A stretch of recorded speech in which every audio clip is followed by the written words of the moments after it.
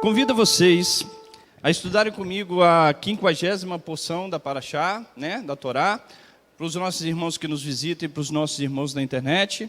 Nós dividimos a Torá em 54 porções, onde nós conseguimos estudar durante um ciclo de um ano, durante um período.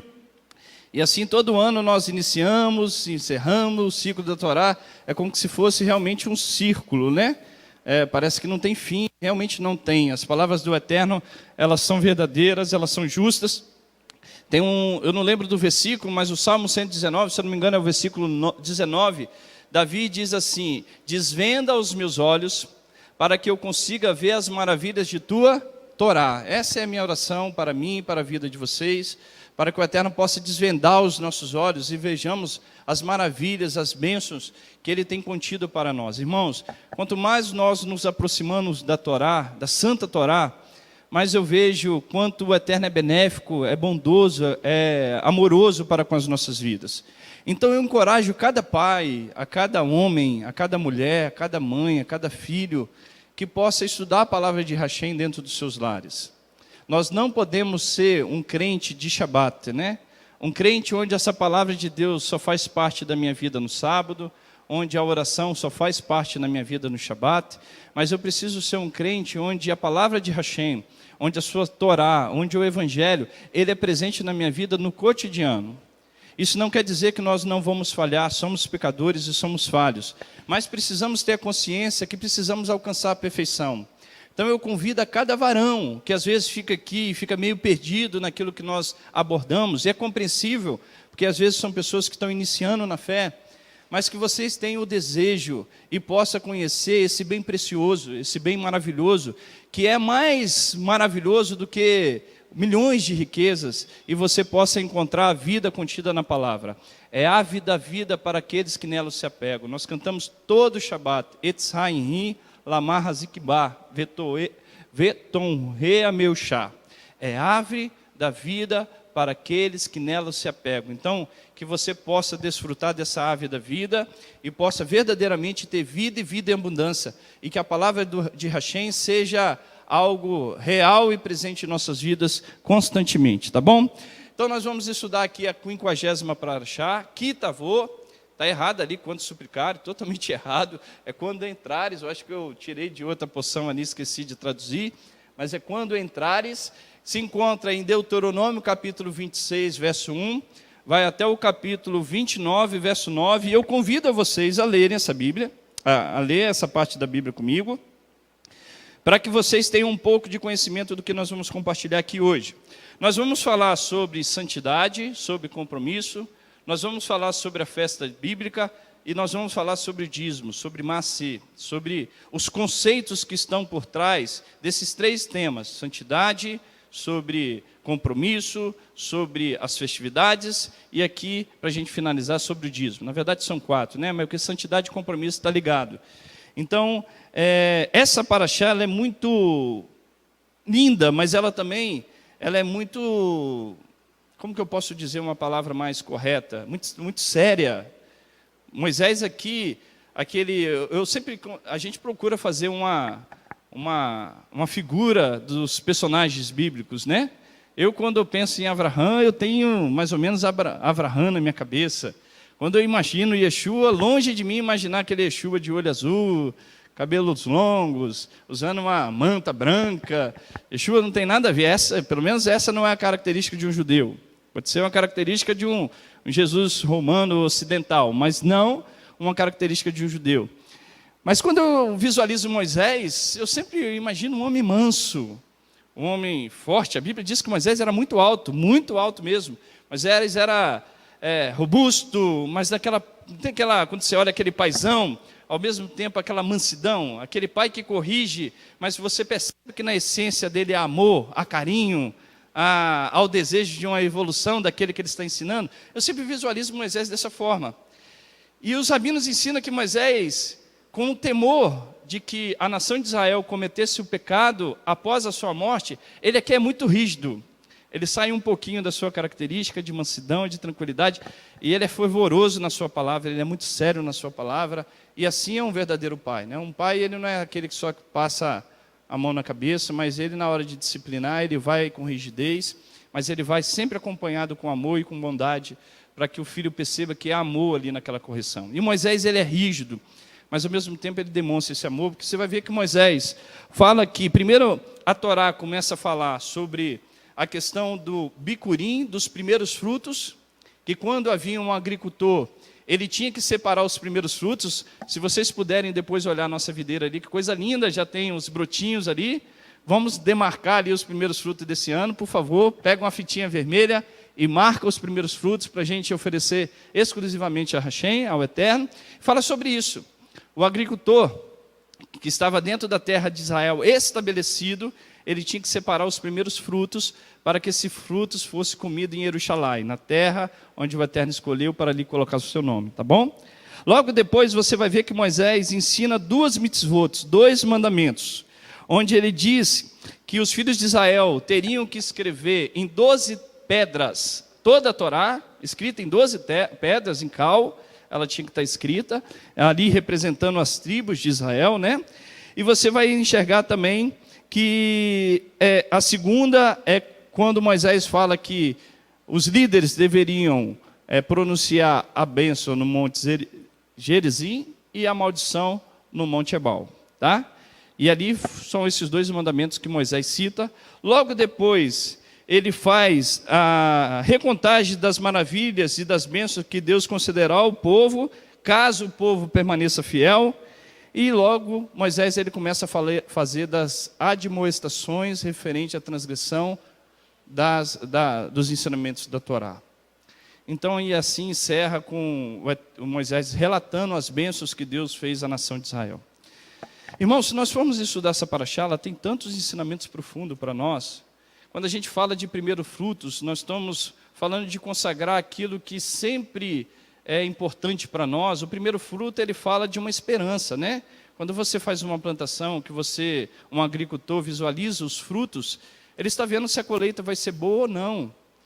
E você imagina a esperança e o desejo do agricultor de pegar aquele fruto e experimentar aquele fruto, mas aquele fruto ele tinha que ser separado e você ofertar ao Eterno para dizer que o seu sustento, a sua esperança se encontra em Hashem. Quando a gente olha o Eterno falando sobre maldição e bênção, você vai ver que as duas, segundo os rabinos, nunca tiveram a característica de prejudicar o ser humano. A maldição é só um instrumento que o Eterno dá ao ser humano para que ele reconheça que o seu caminho está errado.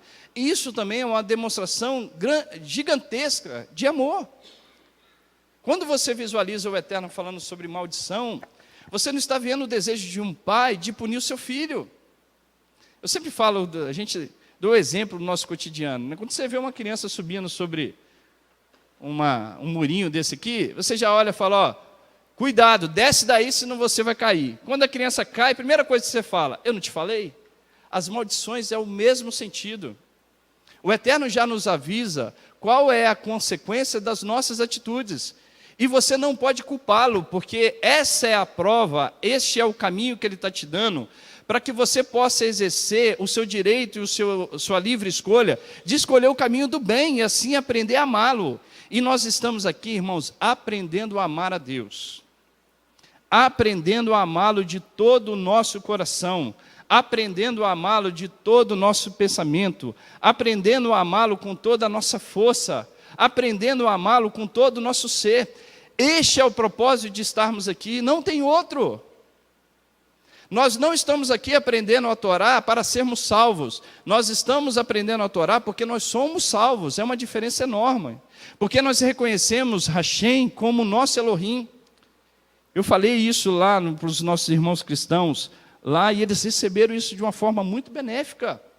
Percebendo a necessidade, quando você olha para o judaísmo, e você pergunta uma das maiores, quais são as 3 principais diferenças entre o judaísmo e o cristianismo? A primeira, ele vai falar que é a unicidade, essa questão da trindade. O judeu acredita em um só Deus, é o que nós cremos aqui nessa congregação, um só Deus. Yeshua é divino, mas ele nos ensina a crer em um só Deus. Ele fala o Shema Israel Adonai Eloheinu Adonai Echad, ele é único. Quando ele é provado por Satanás, ele diz que só a Deus adorarás e é só a ele servirás. Deus é único, é a ele que você dirige a oração, é a ele que você louva. Yeshua é um nome que está acima de todo nome, ele é divino, sobre ele está a plenitude divina. Isso não tira do eterno a sua unicidade, eu já compartilhei isso da congregação. Outra coisa que o judeu vai falar muito da diferença é essa demonstração de entender que nós precisamos evoluir como servos. Eu ensinei isso lá na congregação em Belo Horizonte. Nós estamos debaixo da graça e sempre tivemos debaixo da graça. A humanidade sempre esteve debaixo da graça. A graça não vem de nós, é dom de Deus, gratuito de Deus. E a graça sempre esteve presente na humanidade. Eu provei isso em Gênesis capítulo 15. Quando Deus faz uma aliança com Abraão, e ele sozinho passa entre aquelas partes, demonstrando que ele ia tirar a nação de Israel de forma unilateral do Egito. Eu demonstrei essa frase que está aqui sobre a nosso Harun HaKodesh, que diz ali, ó, Adonai, Adonai El Harun, misericordioso e compassivo, tardio em irar-se, cheio de graça e verdade. Êxodo capítulo 34, verso 6. Ou seja, a graça sempre esteve presente na humanidade. Só que da mesma forma como eu tenho, vamos dizer assim, o ministério da graça, eu também tenho o ministério da santidade. Também tenho o ministério da santidade. E aqui para a gente dar sequência, senão eu vou me delongar demais no estudo, e os irmãos já estão puxando minha orelha por causa disso. Eu não liguei.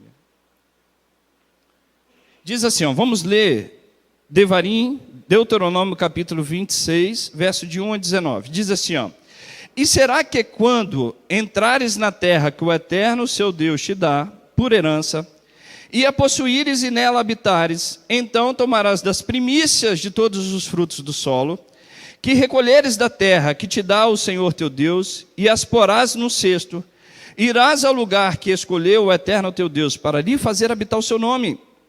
E irás ao Corém, ao sacerdote, que houver naqueles dias, e dir-lhe-ás, hoje, declaro perante o Eterno teu Deus, que entrei na terra que o Eterno jurou aos nossos pais dar-nos. E o sacerdote tomará o cesto da tua mão, e o porá diante do altar do Senhor teu Deus.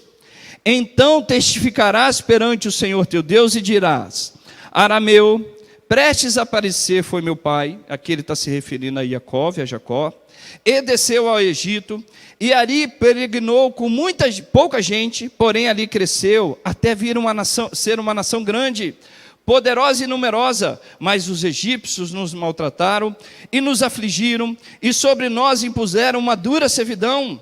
Então clamamos ao Senhor teu Deus de nossos pais, e o Senhor ouviu a nossa voz, e atentou para a nossa miséria, e para o nosso trabalho, e para a nossa opressão.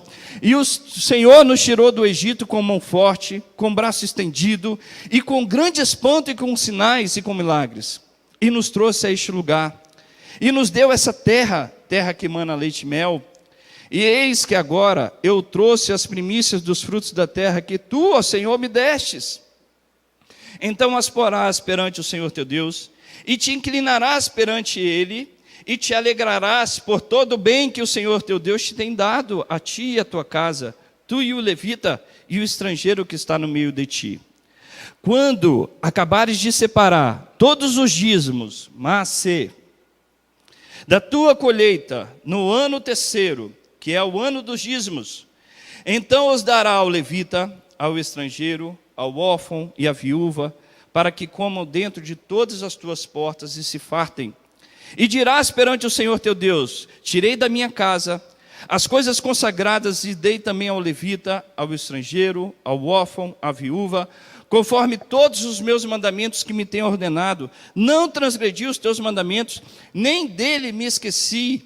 Delas não comi no meu luto, nem delas nada tirei quando imundo, nem delas dei para os mortos. Obedeci à voz do Senhor meu Deus, conforme a tudo que me ordenaste, que tenho feito. Aí continuando, olha, desde a tua santa habitação, Eterno, desde o céu, e abençoa o teu povo Israel, e a terra que nos deste, como juraste aos nossos pais, terra que emana leite e mel. Neste dia o Senhor teu Deus te manda cumprir estes estatutos e juízos. Guarda-os, pois, e cumpra-os com todo o seu coração e com toda a tua alma.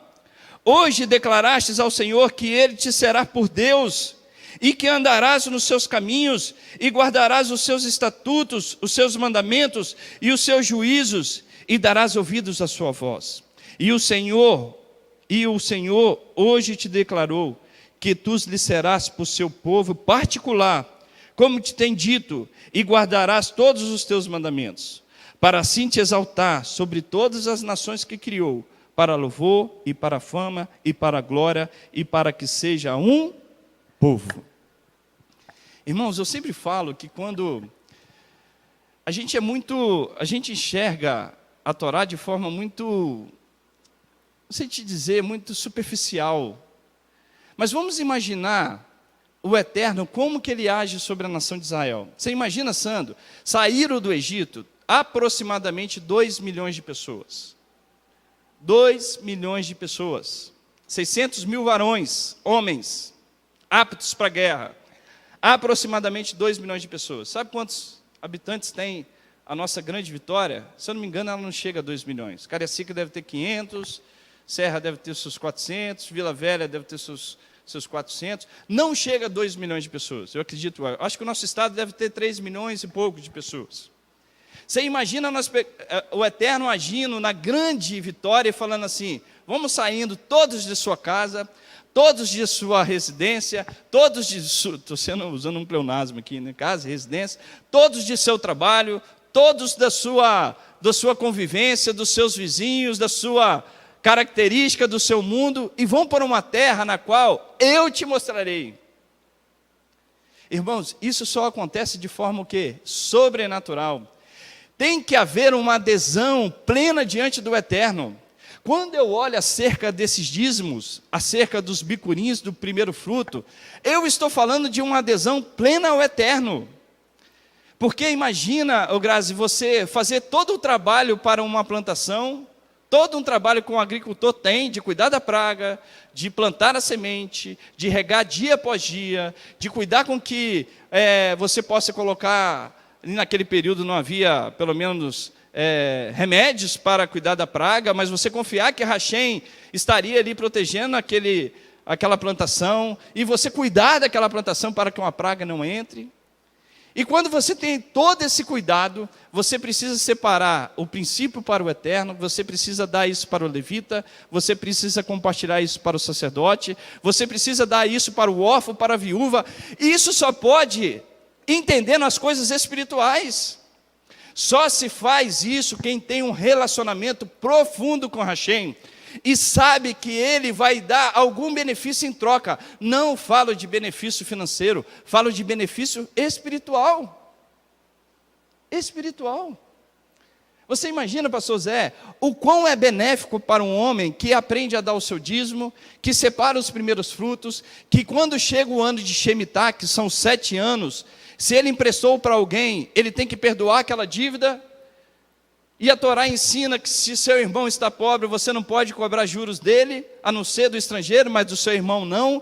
Como que a Torá te ensina a não ser ganancioso e não depender dos seus recursos, mas a confiar exclusivamente em Hashem para que você ajude o teu semelhante? Isso só pode conseguir, só pode realizar quem entende verdadeiramente ter um relacionamento com Hashem. Em contrapartida, você está aprendendo a não ser ganancioso e não depender exclusivamente do dinheiro. Por que a Torá é cheio de ensinamentos, cheio de leis relacionadas não só a esse assunto, mas a muitos outros? Para que eu e você venhamos aprender a exercer a fidelidade em tudo. Em tudo. Por que a Torá te limita sobre o comer? Para que você aprenda de forma didática de separar entre o santo e o profano. Senhor, estou doido para comer esse bequinho, estou doido para comer esse lanche, mas a tua palavra diz que isso aqui é impuro. De forma simples, você está aprendendo a dizer não. Lá em Belo Horizonte, uma jovem chegou para mim, ela falou assim: Francisco, sobre a lei de menstruação da mulher,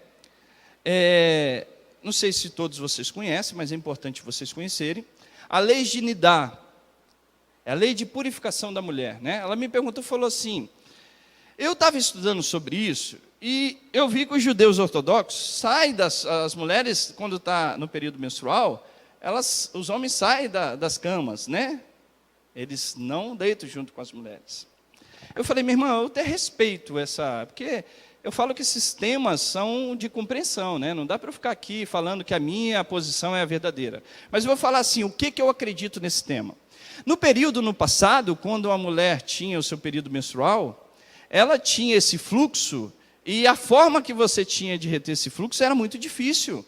Quando você visualiza lá que Labão tenta procurar os seus deuses lá perto de Raquel, ela fala, não chega perto de mim não, porque eu estou naqueles dias, porque ela sabia que o fluxo, ele estenderia para algumas pessoas e causava impureza, por causa do corrimento do sangue, né?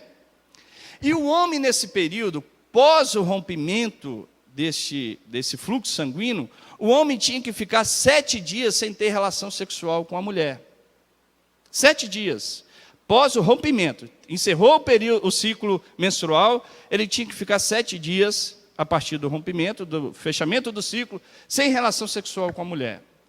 Aí ela falou assim, Francisco, isso é muito difícil. Eu falei, eu concordo com você, minha irmã. Eu vejo aqui 2 princípios. Primeiro, o Eterno, ele vê o sangue de uma forma muito sagrada.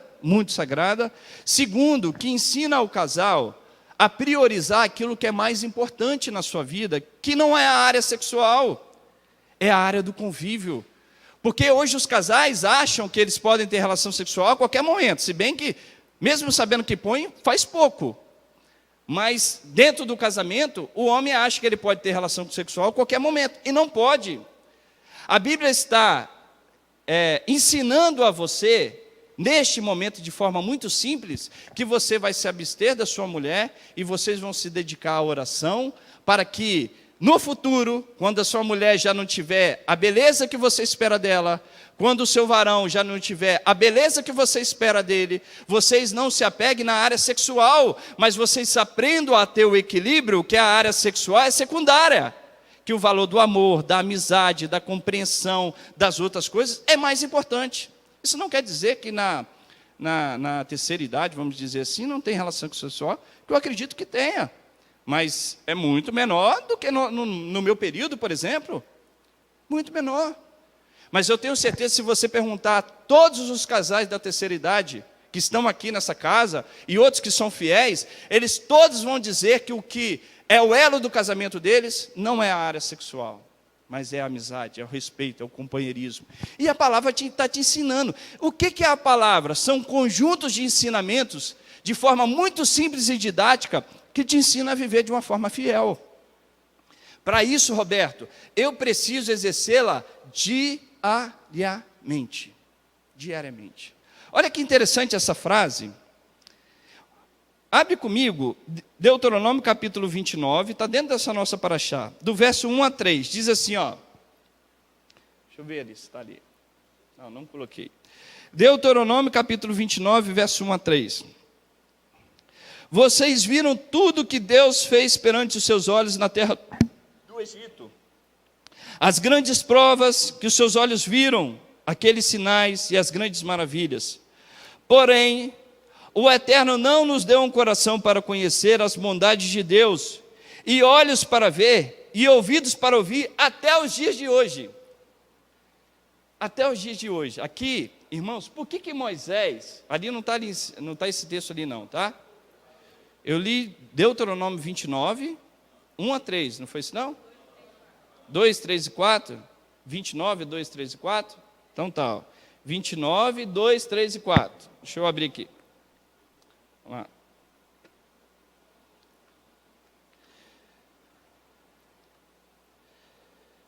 Vou repetir, hein? Moisés convocou, Deuteronômio 29, verso 2. Moisés convocou todo o povo e lhe disse: tenho visto tudo o que perante vossos olhos o Eterno fez na terra do Egito a Faraó e todos os seus oficiais e toda a sua terra. Com vossos próprios olhos viste as grandes provas e os sinais e aqueles grandes milagres. Até hoje, porém, o Eterno não vos deu um coração para entender, nem olhos para ver, nem ouvidos para ouvir. Eu sempre falo aqui, irmãos, vamos olhar a Torá e vamos analisá-la de uma forma espiritual. O pastor José aqui começou a falar que para que o Eterno mude o nosso coração. Essa ação de mudar o nosso coração, ela depende muito mais de nós do que de uma ação divina. Muito mais de nós do que de uma ação divina. Porque vocês concordam comigo que o desejo do Eterno exclusivo é de nos abençoar com um coração que entenda, com olhos que vejam e com os ouvidos que ouçam? Se o Eterno não deu àquela geração que antecedeu a geração que estava entrando à Terra Prometida, é porque algo a geração anterior não fez para que o Eterno não desse um coração que entenda, olhos que vejam e ouvidos que ouçam. Então, para que eu possa ter um coração que entenda, olhos que vejam e ouvidos que ouçam, eu preciso agir de alguma forma para que esses dons espirituais, ou essas características espirituais, melhor dizendo, venham se concretizar na minha vida. E eu posso te dizer, ela não acontece no dia que você acredita em Jesus como seu Messias. Não acontece no dia que você passou a crer em Yeshua HaMashiach, em Jesus como teu Messias. Eu te provo isso em um monte de textos bíblicos. Ter um coração, não estou falando de salvação. Quando você fala, e eu disse aqui, algumas pessoas me questionaram, não de forma de criticar, mas de querendo entender. Quando eu falei que o ladrão da cruz não é exemplo de fidelidade para comigo, e não é. Ele, por mais que ele tenha alcançado a salvação, ele é um exemplo de arrependimento. Isso é, um exemplo de techuvá. Mas ele não é um exemplo de vida.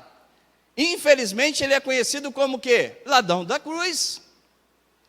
As suas consequências, suas práticas continuaram. E ele é conhecido como ladrão da cruz. Ele não é um exemplo de salvação para mim. Exemplo de salvação é Davi.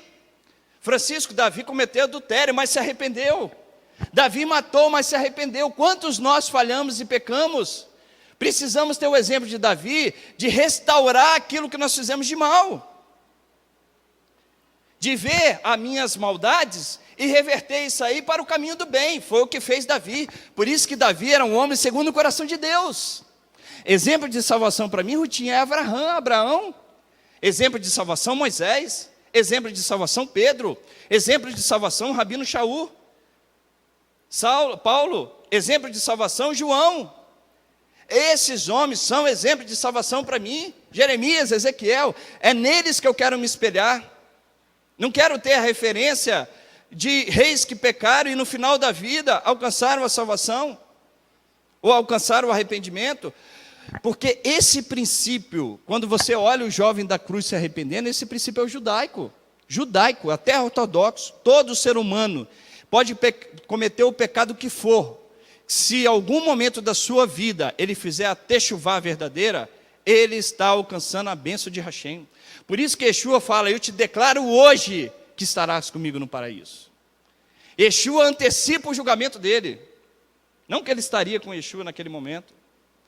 Yeshua antecipa o julgamento dele. Estarás comigo hoje, porque a techuvá faz com que o homem possa ser visto, mesmo que os seus pecados sejam vermelhos, como escarmesim, né? Escarlate, se tornarão branco como a neve. Arrependimento. Saiba, preste atenção nessa frase, não é minha, é de um livro, eu esqueci de colocar o nome do livro. É um livro judaico. Saiba que o homem é acionado por suas ações. Presta atenção aqui, ó. Saiba que o homem é acionado por suas ações, e seu coração e pensamentos seguem sempre atrás das ações com as quais se ocupa, para o bem ou para o mal, pois os corações seguem as ações. Deu para entender? Eu vou repetir porque é muito importante, ó. Saiba que o homem é acionado por suas ações. Você, o seu caráter, a sua forma de pensar, a sua forma de agir, a sua forma de tratar as pessoas, a sua forma de ser, você é moldado conforme as suas ações ou conforme o meio que você convive. A Bíblia diz que as más companhias fazem o quê? Corrompem os bons costumes, porque o ser humano é moldado pelo meio que ele vive. Você é moldado na forma de pensar conforme a sua sociedade tenta te colocar. Conforme o teu coração, conforme a sua ação age, conforme você age. Ou seja, a sua ação, aquilo que você vive no seu cotidiano, é o que vai dar a diretriz para o teu coração, para os teus olhos, para o teu ouvido, para o teu linguajar, para o teu pensar. Então, irmãos, por isso que nós precisamos buscar a árvore da vida. A Torá precisa ser o alimento diário de nossas vidas. A primeira oração que o judeu faz ao acordar é o Modeh Ani Lefanecha. Creio em ti, Senhor, como Rei do Universo. Shivit Adonai Neneglit Tamid. Tenho posto o Eterno continuamente diante de mim. Diante dos meus dízimos, diante das minhas primícias, diante do meu trabalho, diante do meu cotidiano, diante do meu falar, diante do meu olhar, diante do meu ouvir. Isso é Shivit Adonai Neneglit Tamid. Tenho posto o Eterno diante de mim. E aqui, eu fiz a pergunta a vocês há uns 3 semanas atrás, e vocês me responderam depois de forma muito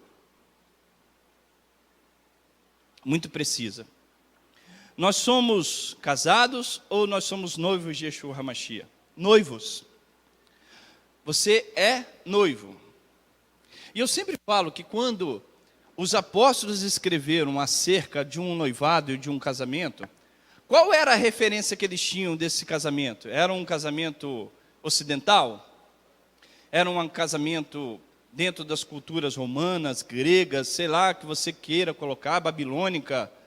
Não era, era uma referência de uma cultura judaica. Todas as vezes que eles faziam menção de um noivado ou de um casamento, eles faziam menção dentro de uma cultura judaica.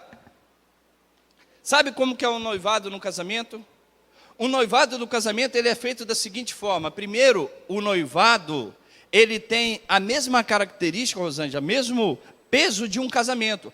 As responsabilidades, elas são parecidas. O noivo não poderia olhar para outra mulher, ele não poderia desejar outra mulher, a mulher não poderia se relacionar com outro homem, não poderia buscar outro homem. Quando havia o compromisso do noivado, as exigências do noivado é a mesma do casamento. Neste momento faz o noivado, o homem, ele deixa a noiva sob os cuidados do seu pai, e ele vai para buscar o seu sustento, para como sustentar a família, uma casa, um trabalho, para que ele possa retornar e se unir à sua mulher. Nesse período que a mulher está aguardando, ela está santificando a sua vida física e espiritual, ansiosa pela chegada do seu marido. Naquele período não havia e-mail, WhatsApp, telefone. Eu não via, não sabia onde ele estava. Estou aqui comprometida por um varão que eu não sei se ele vai voltar, mas eu o esperarei, me santificarei, me prepararei para ele, ansiosa pelo meu amado que está para vir. Faço uma pergunta a vocês: o noivo é uma só carne? É ou não é? Não é. Ele só passa, Rita, a ser uma só carne a partir do momento onde ele se une em matrimônio.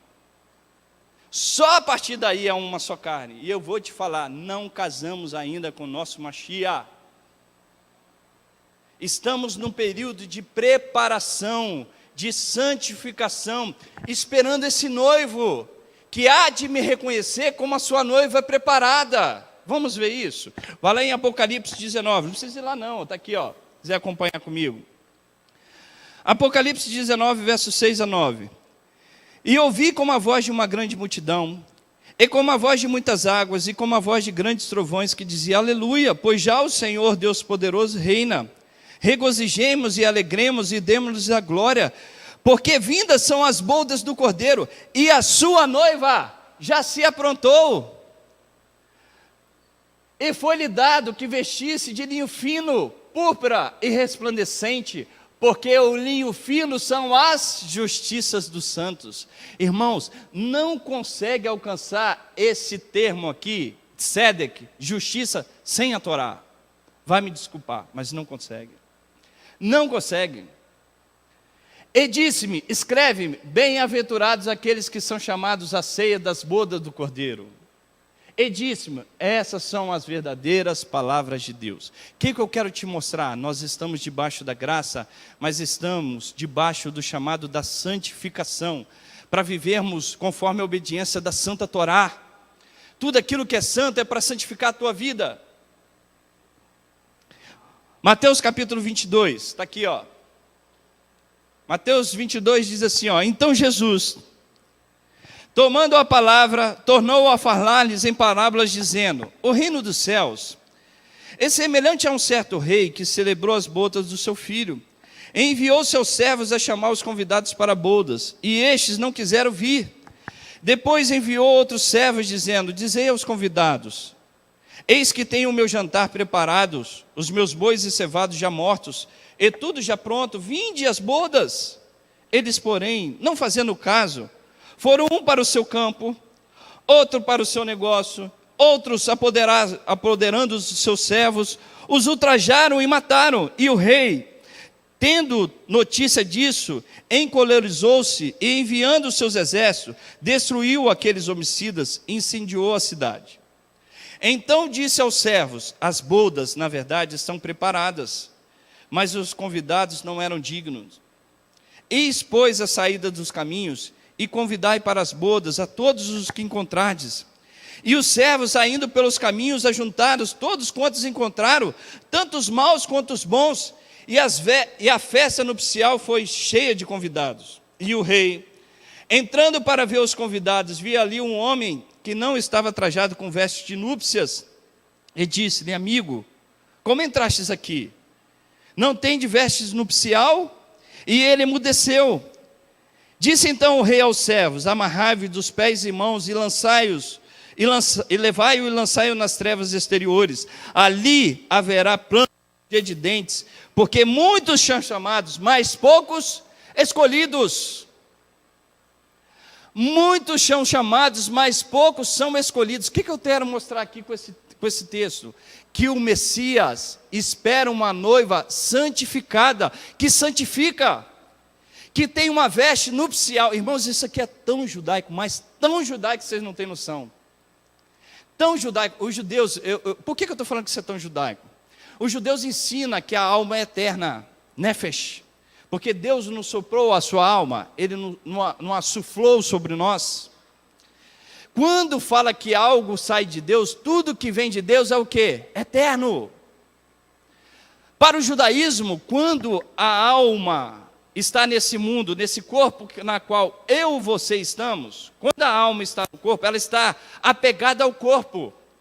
Quando o homem vive conforme os padrões do mundo, a maldade do mundo, conforme o seu Yetzer Hará, ele está sujando a alma de uma roupagem que não é dela. Ela passa a adquirir, Jorge, uma alma que não é dela, uma vestimenta que não é a natureza essencial dela. Quando ela parte para o mundo espiritual, a alma se sente estranha, porque aqui ela foi revestida de maldade, de coisas na qual não faz parte da essência dela. Por isso que aqui Yeshua fala desse contexto. Quem colocou você aqui com roupas que você não está preparado? Quando você alimenta a sua alma de coisas espirituais, da Torá, da obediência, do amor ao próximo, do amor ao único Deus, da fidelidade, você está dando a roupagem para a sua alma conforme ela tem na sua essência. E quando ela parte, o seu corpo físico volta para o pó da terra, ela está com a roupagem que é dela. Quando Yeshua está dizendo sobre essas vestes, ele está dizendo dessa característica. Que roupagem nós demos para a nossa alma, para o nosso espírito? Qual é a roupa que nós estamos dando para o nosso espírito?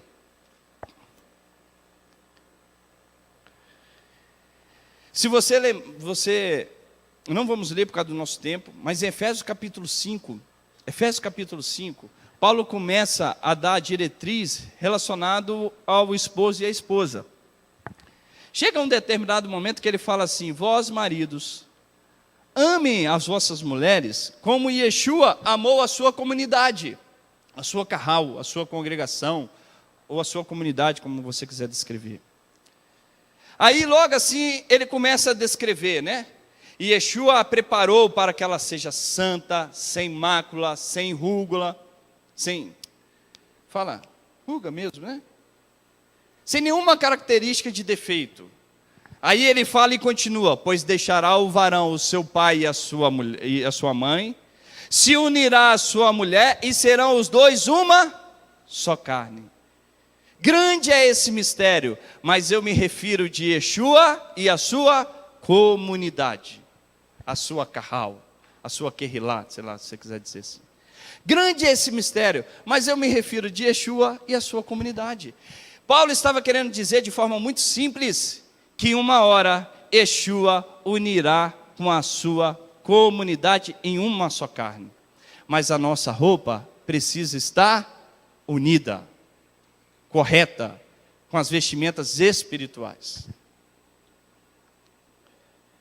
Por que eu falei sobre isso, irmãos? Porque a santidade é um chamado para mim e para você. É um chamado, irmãos, o meu desejo é que um dia os professores possam sentar aqui com a mesa, o professor sentado, todos nós estudamos a Torá com alegria, com prazer no nosso coração, vendo isso transformando o nosso coração, transformando a nossa família, transformando as pessoas que estão em minha volta, transformando a minha mente, transformando a minha visão do que é prioridade. Acredita no que eu estou falando, porque é ensinamento da Torá. Não se alcança uma vida de fidelidade com Deus sem obter fidelidade, sem estudar a palavra, sem oração, sem dedicação diária. E Yeshua nos ensinou que é com muito esforço que entraremos no reino dos céus. Muito esforço, Jorge. A santidade precisa estar sobre nós. Por isso que eu falo que os ensinamentos da Torá são ensinamentos que nos ensinam a sermos fiéis. Quem é infiel aqui, levanta a mão. Eu não tenho dúvida quando eu olho para vocês, eu vejo as qualidades, eu não quero saber das suas infidelidades. Mas eu sou infiel, mas o Eterno conhece meu coração e sabe que eu quero deixar de ser. Sede perfeitos como o vosso Pai do céu é perfeito. Isso está possível a nós. A perfeição está possível aos justos. Abraão foi perfeito, Moisés foi perfeito. Isso não quer dizer que eles não cometeram erros, mas desejaram ser homens melhores, mulheres melhores. E aqui quando nós falamos de Shabat, nós jogamos bola no Shabat, praticamos esporte no Shabat, queremos quando não precisamos, trabalhamos no Shabat, vamos no cinema no Shabat, olhamos coisas materiais no Shabat. E o Shabat é para ensinar você a olhar e a priorizar aquilo que é mais importante na tua vida. Nós não olhamos quando temos que fazer uma viagem, se vai cair dentro das festividades. Nós não olhamos quando nós queremos fazer as coisas seculares, se as coisas espirituais estão sendo sobrepostas. Por que eu estou falando isso? Em Deuteronômio capítulo 6, deixa eu ver se eu coloquei ali. Oi? O Jorge está fazendo uma pergunta. Francisco, eu não posso ir no cinema no Shabat, eu não posso pescar no Shabat. Deixa eu falar a essência do Shabat. A essência eu acho muito, Francisco, foge da minha natureza falar para vocês o que vocês podem fazer, o que vocês não podem fazer. Foge da minha natureza. É como se eu estivesse impondo a minha... Eu tenho o direito de fazer isso, né? Eu acho que é um direito de qualquer líder. Mas parece que eu estou impondo sobre vocês aquilo que vocês compreendem. E eu nunca gostaria de fazer isso. Então, é difícil eu responder para você o que você pode ou o que você não pode. Eu vou falar o que é o Shabat para mim e o que é o Shabat dentro do contexto espiritual. O Shabat, ele tem exclusivamente a intenção de fazer com que você deixe... A palavra Shavat, ela tem o significado de descanso, mas também o significado de cessar. É você cessar das coisas materiais e voltar exclusivamente para as coisas espirituais. Exclusivamente isso. O Shabat, ele tem a intenção de te ensinar a enxergar que a tua essência não está no material, mas no espiritual. Então, tudo que você for fazer que é secundário, pare e pensa, a intenção disso é espiritual? Aí eu te pergunto, pescar é espiritual? Pode ser psicológico, mas não espiritual. Ir no cinema é espiritual? Pode ser benéfico, pode ser agregador para a sua família, mas não é espiritual. O intuito do Shabat, se você ler Isaías capítulo 58, você vai entender isso de forma direitinho do que eu estou te falando. O intuito do Shabat não é de te proibir de fazer A ou B, mas é de te mostrar que a minha e a sua essência está no espiritual.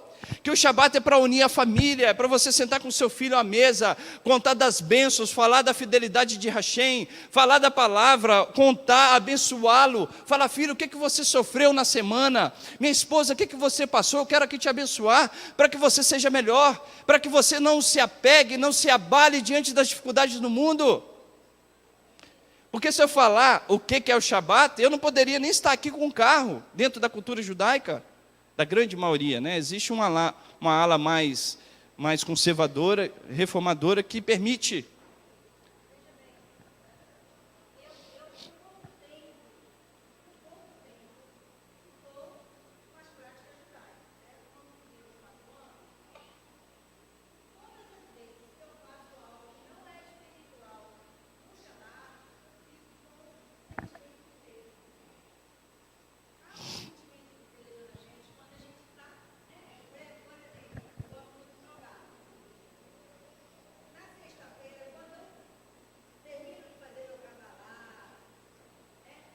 O recebimento do Shabat.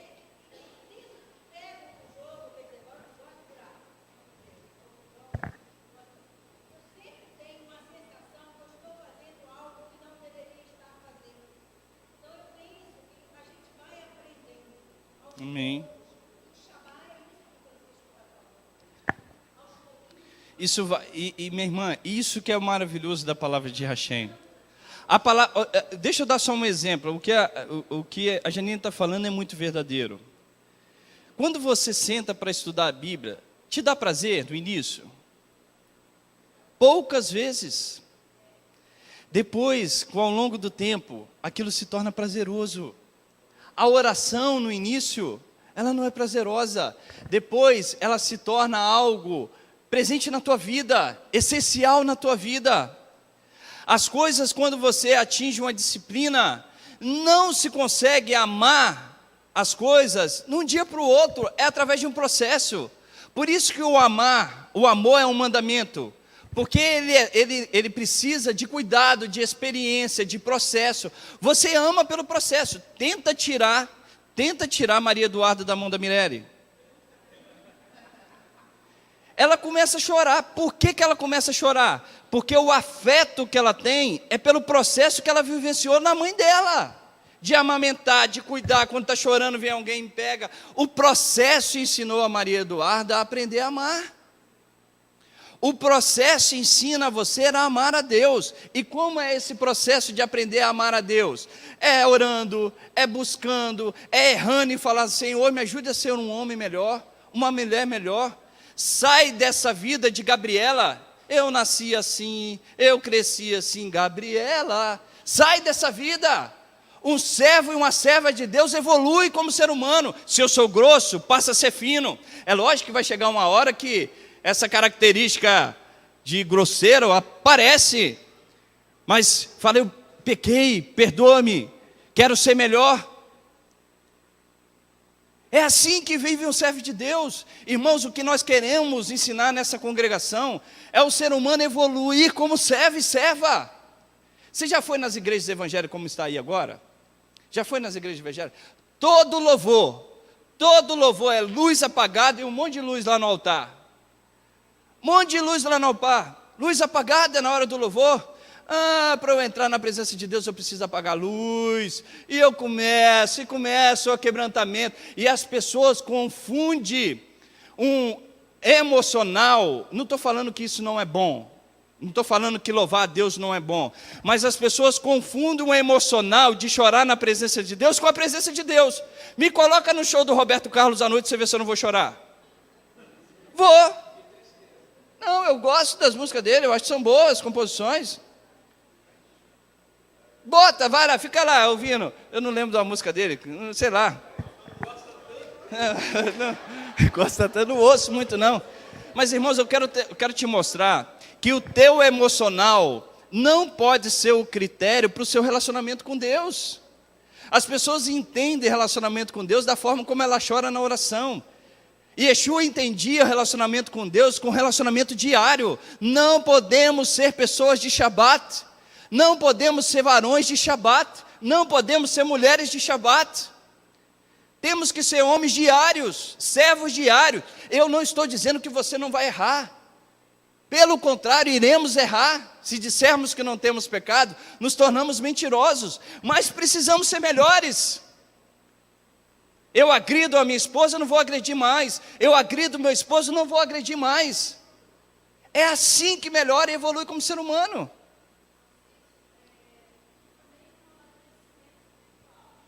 Sim.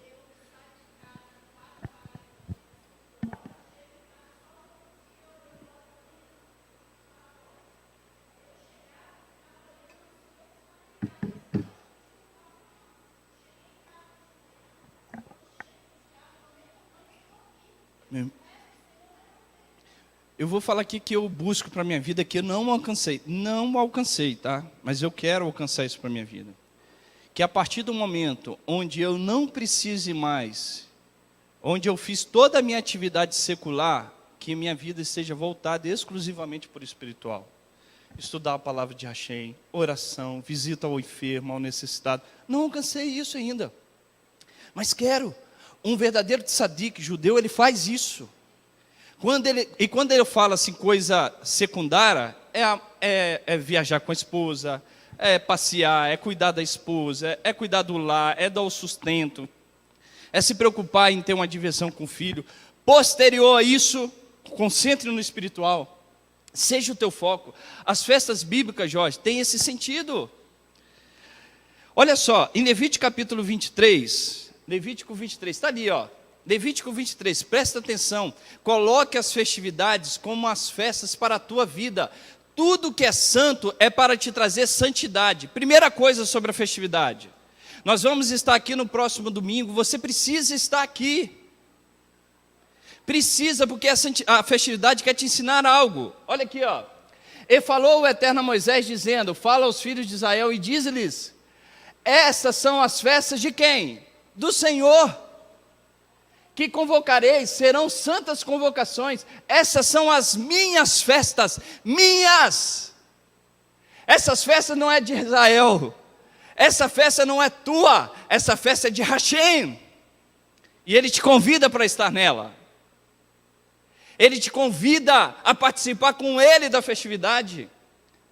Nós temos, todos os dias nós estamos lá batendo na porta. Hashem, eu quero ouvir a tua voz. Hashem, eu quero a tua presença. Hashem me abençoa, Hashem me perdoa, Hashem me ajuda, Hashem cura o meu parente, cura a minha vida. Aqui Ele está falando, venha. Eu estou aqui, não que Ele não estará nos outros dias. Eu estou aqui, as festas é de Hashem. Cada festividade trata na sua vida de forma muito didática, de forma muito simples, uma etapa que você precisa percorrer. Nós possuímos 7 festividades, olha elas aqui, Shabat, Pesach, Páscoa, Hag Habikurim, que você acabou de ler ali comigo, que é os primeiros frutos, a festa de primeiros frutos, e essa festividade está ligada a Shavuot, que é a festa das semanas, a festa de Zikaron Teruá, o dia de Yom Teruá, que nós vamos tocar agora no próximo domingo, no próximo Rosh Hashanah, isso. Yom Kippur e Sukkot. Cada festividade te ensina alguma etapa da sua vida. Quer ver? Ó? Shabat. Shabat, Jorge, nos ensina a reconhecer a Deus como nosso Criador. Nos ensina a viver em união. Nos ensina a preservar o nosso âmbito familiar. Nos ensina a ter foco naquilo que é a nossa essência, que é o foco espiritual. A festa de Pesach fala sobre graça. A nação de Israel saiu, não desejando sair do Egito. Deus tirou com a sua graça, com a sua hesed. Fala de graça, fala de liberdade, fala de libertação. Liberdade e libertação não é a mesma coisa. Às vezes você pode estar livre, mas precisa ser liberto. Fala de redenção. Bicurim, que é a festa dos primeiros frutos, fala de confiança. Eu confio em Hashem.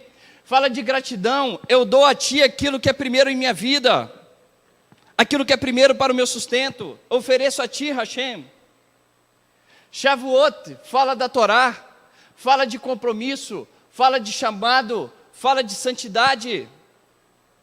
Porque Shavuot representa o chamado e a entrega da Torá aos filhos de Israel, e é o chamado para a nação de Israel como uma nação de sacerdote, na qual você foi inserido. Yom Teruah fala de Deus como juiz, um Deus misericordioso, fala de julgamento, todos um dia seremos julgados. Yom Kippur fala de perdão, fala de arrependimento, Teshuvah. Sukkot fala de união, de proteção, de sustento divino. Fala de morada frágil, que é a nossa morada física, para uma morada fortalecida, que será espiritual. Todas as festas, de forma muito simples, te ensina algo que é importante para a sua vida espiritual, para a sua alma, para a sua roupagem espiritual. Todas as festividades. O Shabat é para você estar aqui aprendendo a palavra de Hashem. O Shabat é para você estar com a sua família reunida. O Shabat é para você chamar a sua família para oração. O Shabat é para você estudar a palavra de Hashem.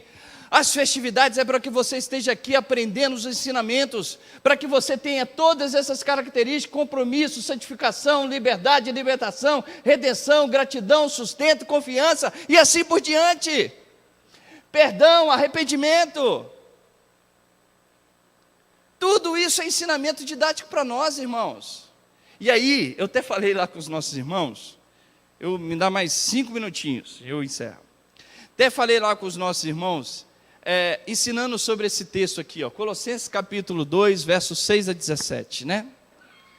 Ah, Francisco, já vem você. Irmãos, eu fiquei tão feliz quando um jovem, lá, após o estudo, o Roberto estava do lado. Ele me perguntou assim: Francisco, a igreja precisa usar kippah? Precisa de usar essas características judaicas? É evidente que não. É evidente que não. Essas coisas, eu não vou falar que nem são secundárias, que se fosse botar as escalas de prioridades, elas estariam lá em último. Aí chegou um carequinho e falou assim: Francisco, como que eu vou botar kippah se eu não tenho cabelo? Eu falei: pergunta o Sandro. Ele sabe, tinha um kippahzinho maior. Bota o velcro. Mas eu brinquei, não falei pergunta o Sandro, não. Eu falei: meu irmão, isso não é o mais importante. Não é o mais importante. Essas coisas são secundárias. Veio um homem, faixa preta de jiu-jitsu, faixa preta de Muay Thai, como que é?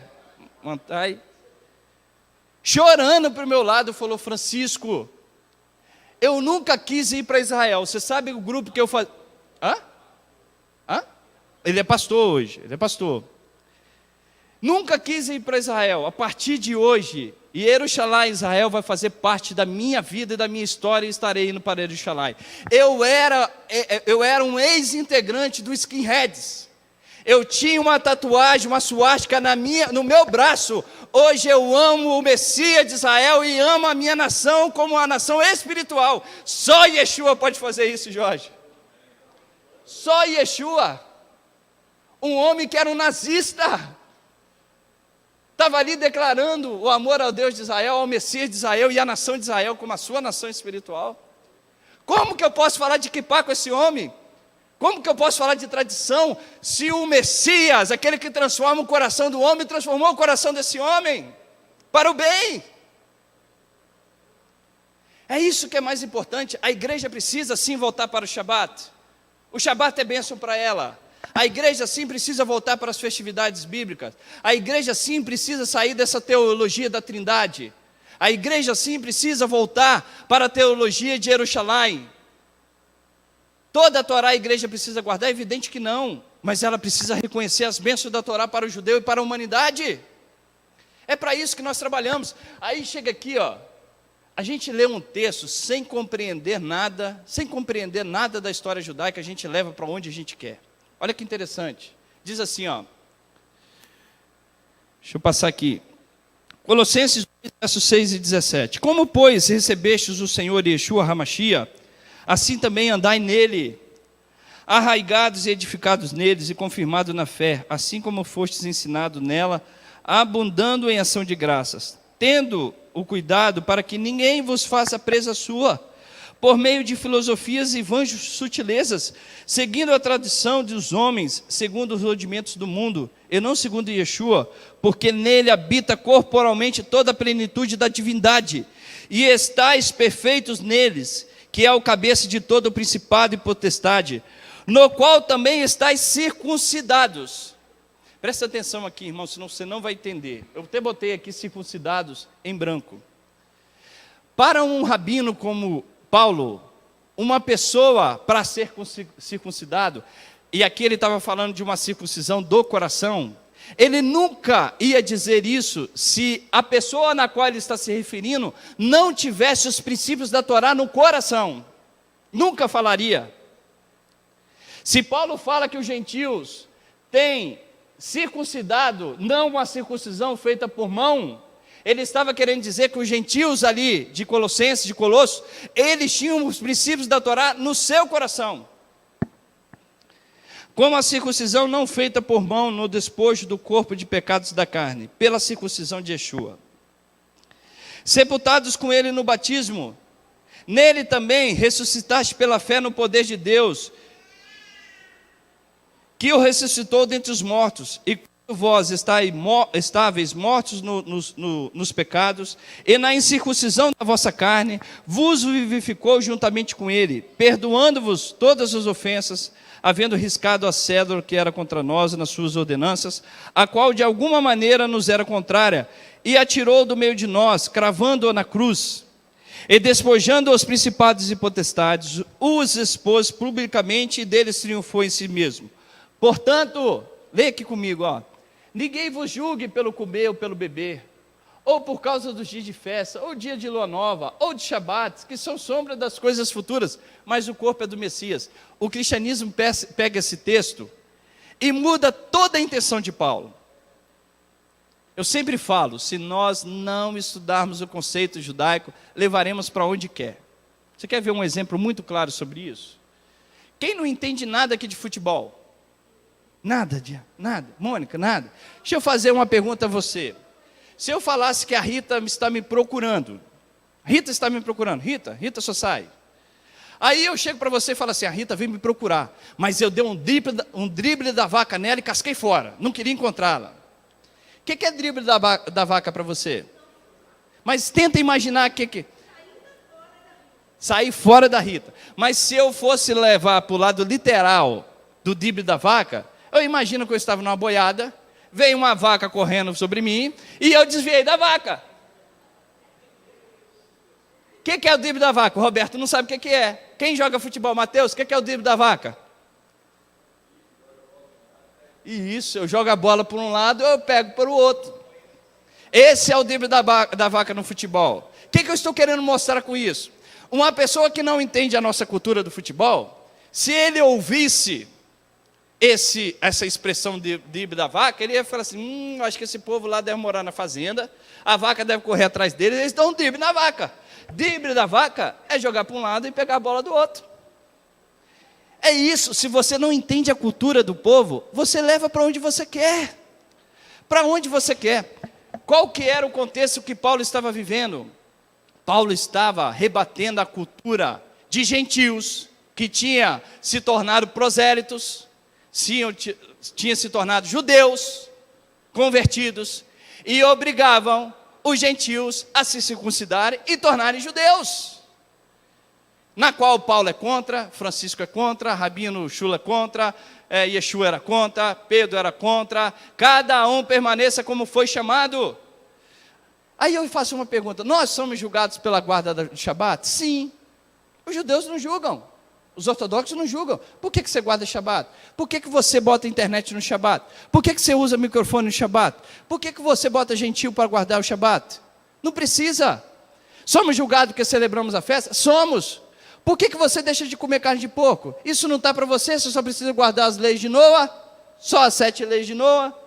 Por que você celebra Shavuot? Por que você tem o Sefer Torá? Por que você tem sinagoga? Isso não é para você. Isso não é para você.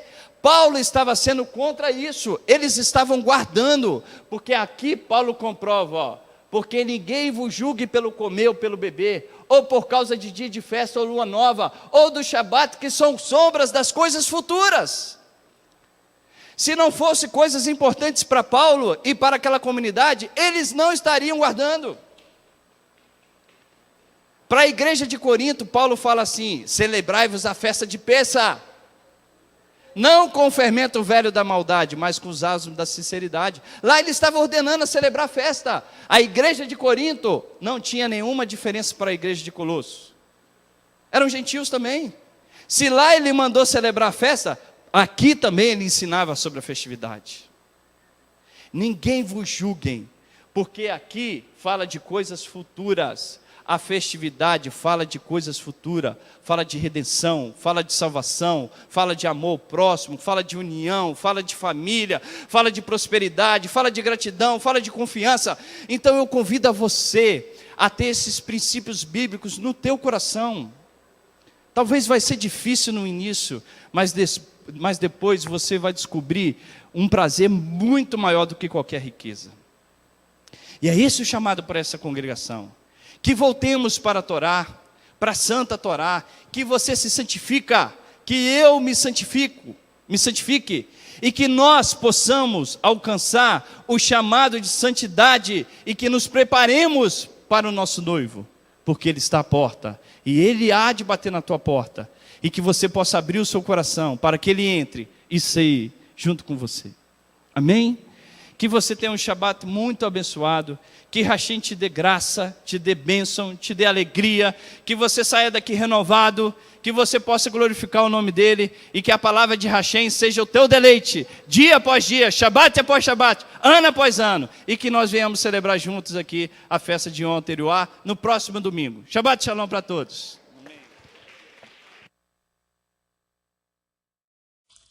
Amém.